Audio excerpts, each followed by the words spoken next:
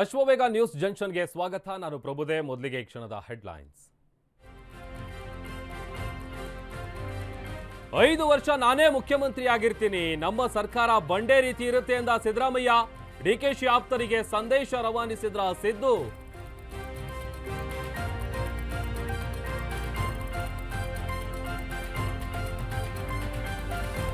ನಾಯಕತ್ವ ಬದಲಾವಣೆ ಬಗ್ಗೆ ಮಾತಾಡಬೇಡಿ, ಸಿದ್ದರಾಮಯ್ಯ ಇದ್ದಾರೆ, ಅಪಸ್ವರ ಎತ್ತಬೇಡಿ ಎಂದ ಡಿಕೆಶಿ.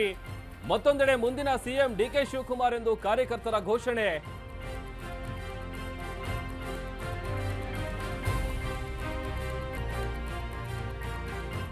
ಕಪ್ಪ ಕಾಣಿಕೆ ಕೊಟ್ಟು ಬುಟ್ಟಿಗೆ ಹಾಕೊಳ್ಳಬಹುದು, ಆದ್ರೆ ಜನಸಾಮಾನ್ಯರ ಬಾಯಿ ಹೇಗೆ ಮುಚ್ತೀರಾ?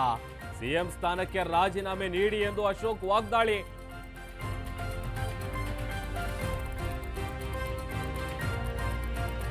ಮಾಹಿತಿ ಮನೆಗಳಿಗೆ ಸ್ಟಿಕ್ಕರ್ ಅಳವಡಿಕೆ, ಸಮೀಕ್ಷೆ ಕಳ್ಳಾಟಕ್ಕೆ ಜೆಡಿಎಸ್ ಬಿಜೆಪಿ ಕೆಂಡ. ದಲಿತ ಸಮುದಾಯಕ್ಕೆ ದೋಖಾ ಎಂದು ವಿಪಕ್ಷಗಳ ಕಿಡಿ.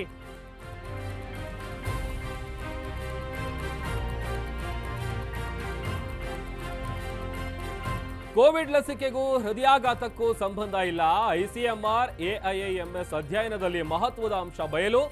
ಜೀವನ ಶೈಲಿಯಿಂದಲೇ ವಯಸ್ಕರಲ್ಲಿ ಹಾರ್ಟ್ ಅಟ್ಯಾಕ್.